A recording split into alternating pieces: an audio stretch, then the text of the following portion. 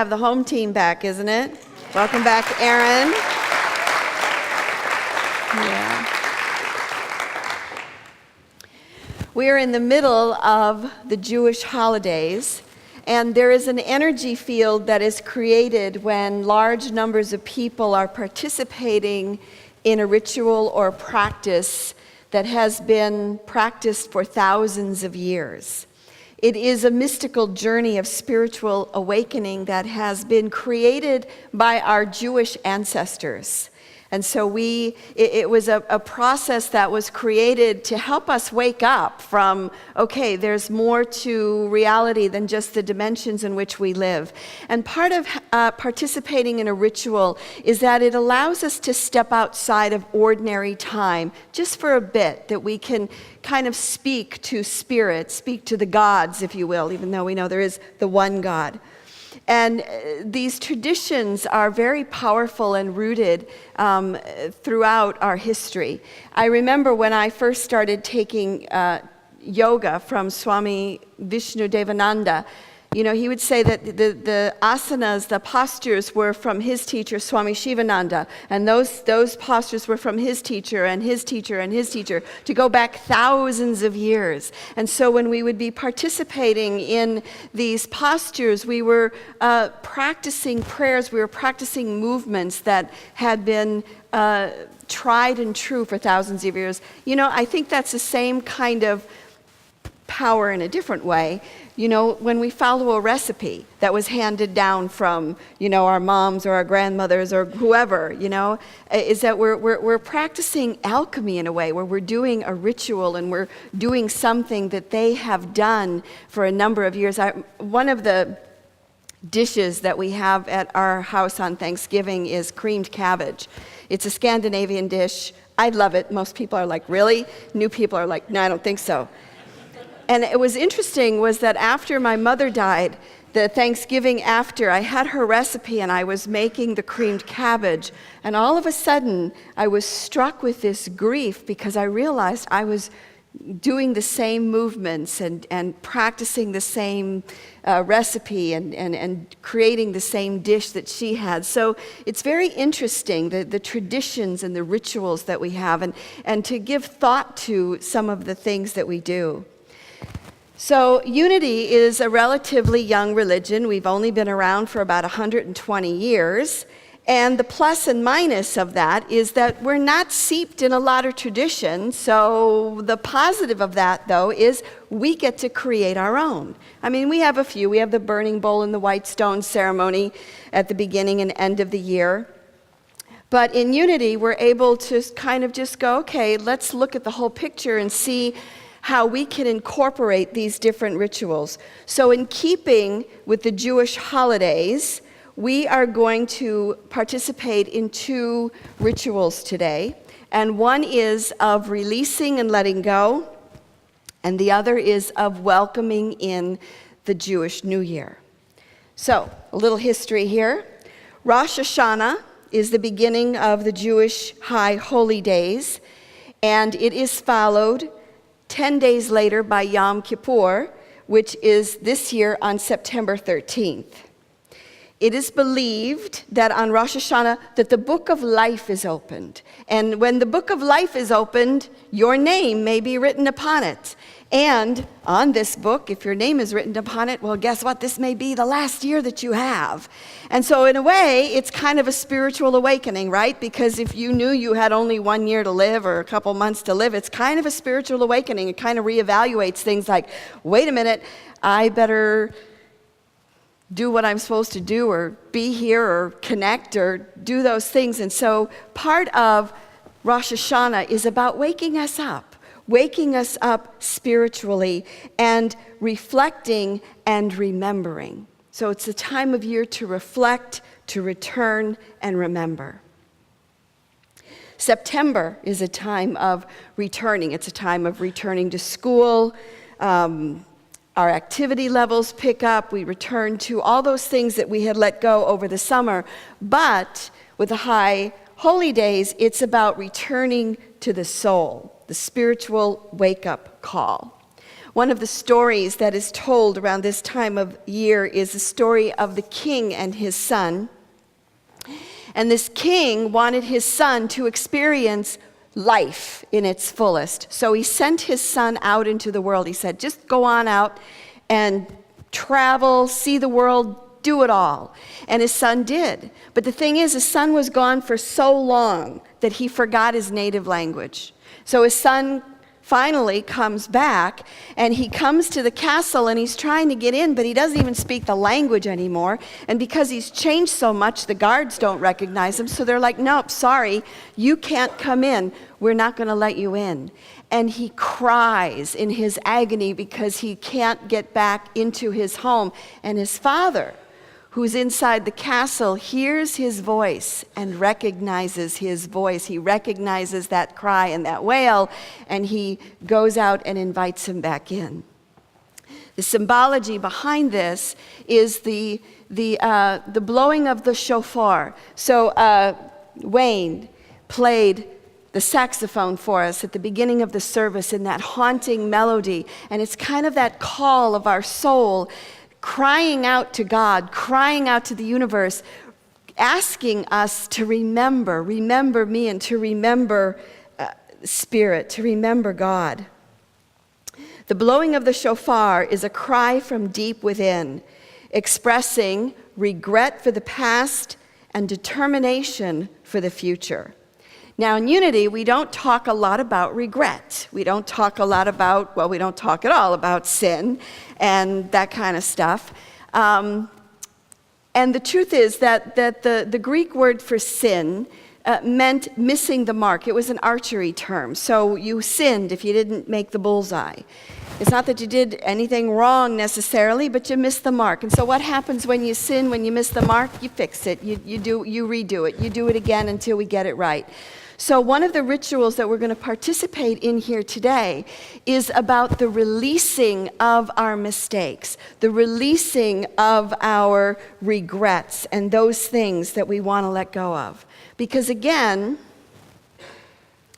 if this holiday is about remembering, it's one of the ways that we do that. We remember and we forget. And when we remember, we know we're one. Yeah? We know we're one with Spirit. We know we're one with God. But when we forget, we believe that we are separate and that we are alone and that we are not good enough. One of the stories I heard was about a taxi driver who had been cut off by a garbage truck. And the garbage truck was literally in the wrong. But the taxi driver, instead of getting angry and going after him, just waved him on. And the passenger said, how could you do that? I mean, this garbage truck was in the wrong and it, you know. And he said, many people are like garbage trucks. They run around full of garbage, full of frustration, full of anger, and full of disappointment. And as their garbage piles up, well, they need a place to dump it. And if you let them, they'll dump it on you. When someone wants to dump on you, don't take it personally. Instead, just smile, wave, wish them well, and move on. Yeah? So separation is what? Separation is when we got all that garbage and we're just willing to dump it everywhere. And separation is also when someone's got garbage and I'm like, all right, dump it on me, that's fine. It isn't, but... But remembering and oneness is not accepting the garbage, isn't it? And it's not acknowledging that it's even part of who that person is. Oneness is remembering. Separation is forgetting. So the holy days and milestones call us to reflect and to remember. Because when we reflect and we remember, that's when we can change. That's when we can change the past, when we have thought about things. So a couple of weeks ago, I turned 60 years old.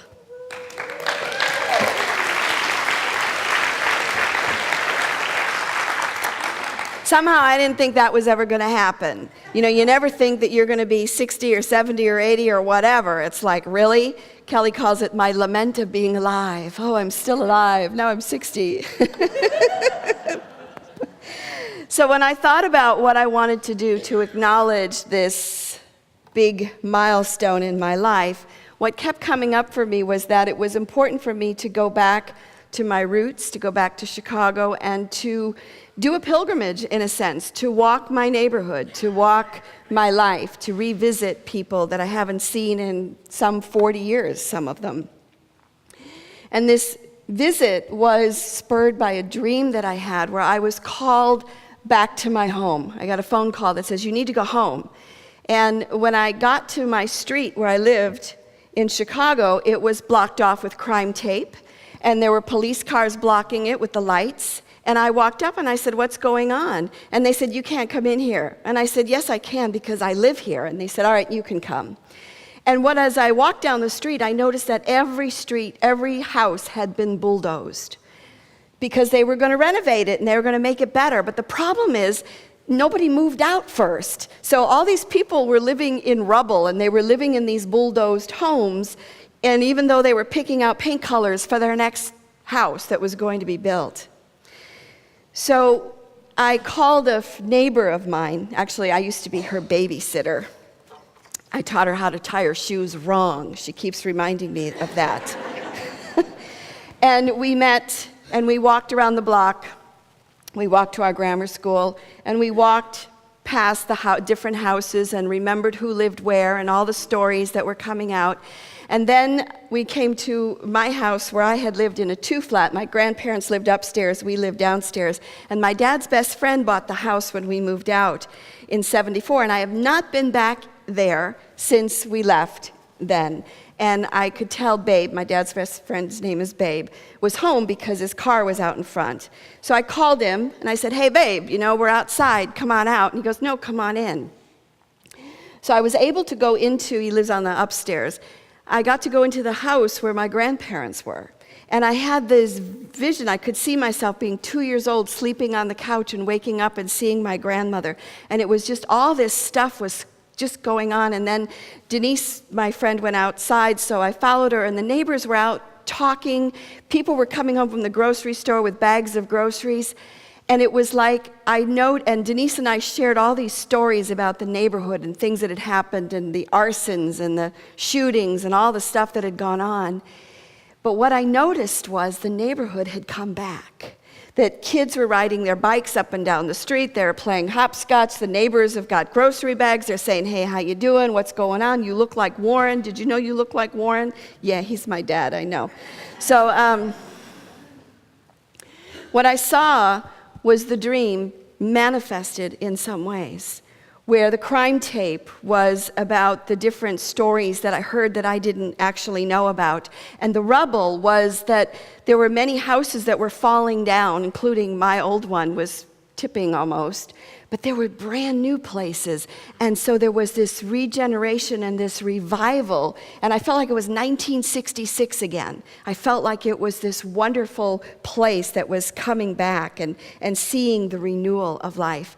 So I bring this story up because it kind of fits with the Jewish holidays in that it's important to go back and to reflect and to remember our lives and to see those things that we've learned and what we've been a part of. So Jeffrey, if you could start passing out the bread, that would be great, because this moves us into our first ritual. By reflecting on the past and reflecting on our mistakes, we can create a new world. We are going to participate in a ritual of casting bread upon the waters, only we're not going to go to the water. I'll do it for you. How many of you were here last year when we did this ritual? Okay, so good. So just start passing out there. It's not bread, by the way, it's tortillas, because tortillas hold up better. Okay, so what are we doing here?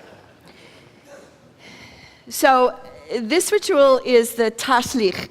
It literally means casting off. And the idea behind this is that when we're doing the reflection, one of the things that we are asked to do on this day is not just to reflect on our good deeds and great deeds. That's a very unity thing. But in this case, what I want us to do is to reflect on our mistakes, to reflect on our sins. That's a bad word in unity, but, reflect on those things that we regret.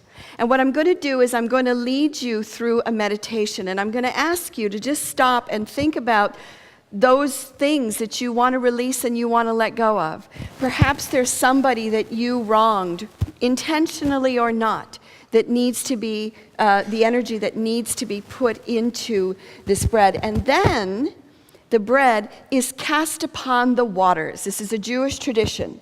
Now, the water obviously represents purity and healing and wholeness. And because we're not all going to get in a car and drive together to the water, we're going to pass out bowls, and you can put the bread back in, and then I'll go later today and I will cast it upon the waters. If you would like to cast it yourself, you're certainly welcome to take that bread with you and to do it yourself.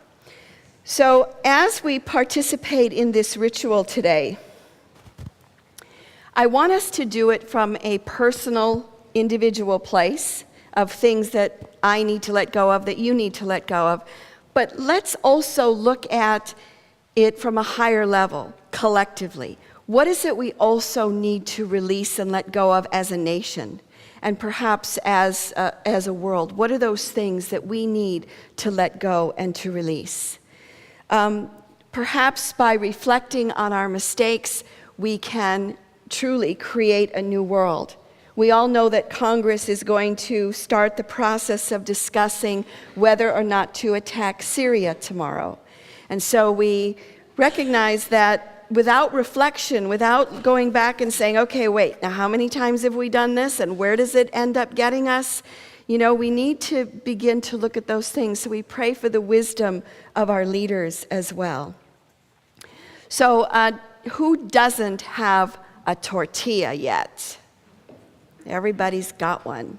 Great. All right. So I invite you just to become open and present and to feel that bread in your hands. And so we are safe in this sanctuary. And yet we begin to release and let go.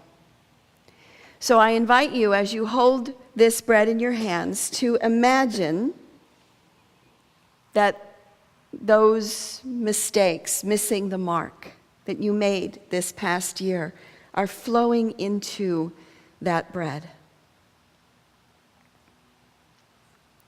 What are your regrets? What do you regret about this last year? What has angered you? What has frustrated you? What has depressed you? See it flowing from your hands and into this bread. And if there's anyone that you have harmed or hurt, intentionally or unintentionally, release that. Put into this bread all of the hours that you may have wasted. And more importantly as well is, how have you hurt yourself? What unkind things have you said to yourself? How have you not taken care of yourself?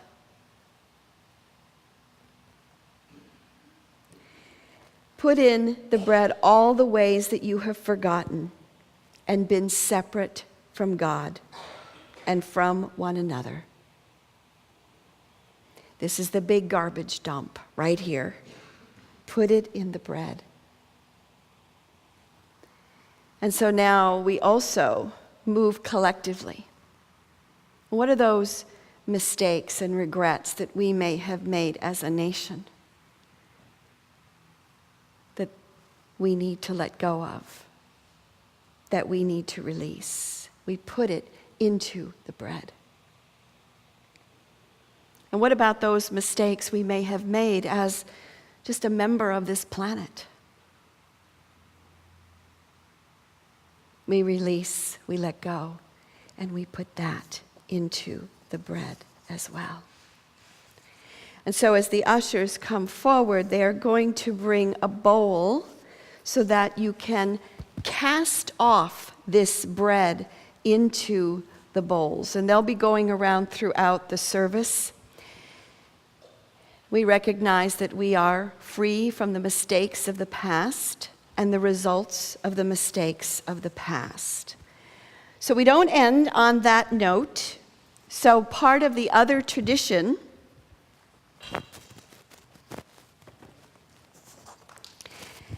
is the blessing of the new year and calling in the sweetness. So when you throw that thing in the bowl, you're done with it. You're done with it. I'm going to take it, like I said, this afternoon. And last year, I was over, not at Lake Washington, by one of the rivers that flow near it.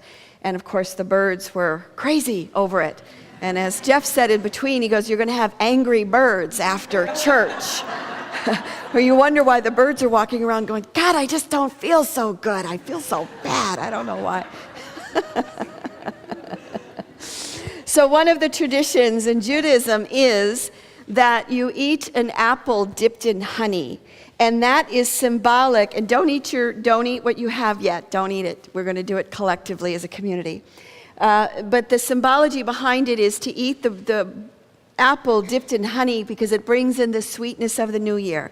So last year I chopped up a bunch of apples and dipped them in honey, and let me tell you, was not fun. It was not pretty.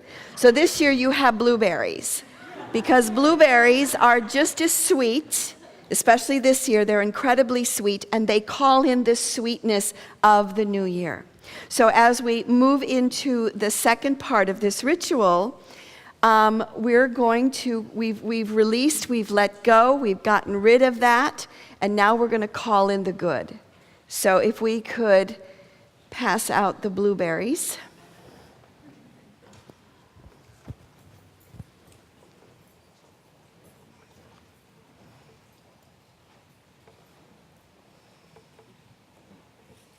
Thank you. So again, we're going to collectively eat the blueberries together. It's kind of like communion in the Catholic Church, you know. There's some power when we collectively come together and we do something at the same time. So the prayer is, "May it be thy will, O God, to grant us a year that is good and sweet. Blessed are you, Lord, ruler of the world, creator of the fruit of the tree. May it be your will, Adonai, our God and the God of our forefathers, that you renew for us a year that is good and sweet." So I know that some of you are still getting your blueberries. However, I'd like for all of us, if you haven't got your blueberries, don't close your eyes yet. But those of you who did, close your eyes. So we call in this next chapter in our lives. We call in what is good and what is sweet. So my question to you is, what does a good and sweet year look like to you? What would be a good and sweet year? Call it in. A good and sweet year. And just imagine yourself moving forward in time through the winter, through the spring. May it be thy will, O Lord our God, to grant us a year that is good and sweet. Blessed are you, Lord, our God, ruler of the world, creator of the fruit of the tree.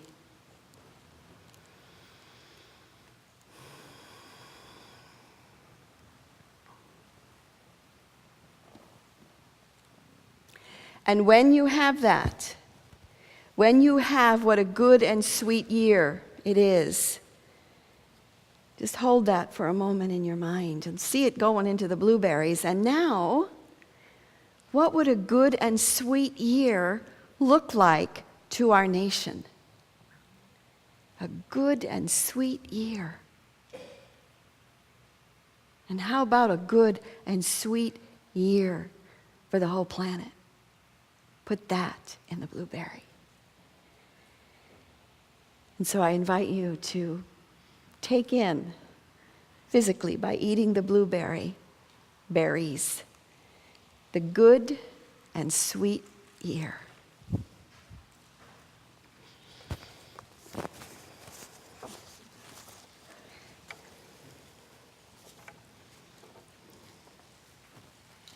There's power when we do it together, when we're all experiencing the same taste at the same time.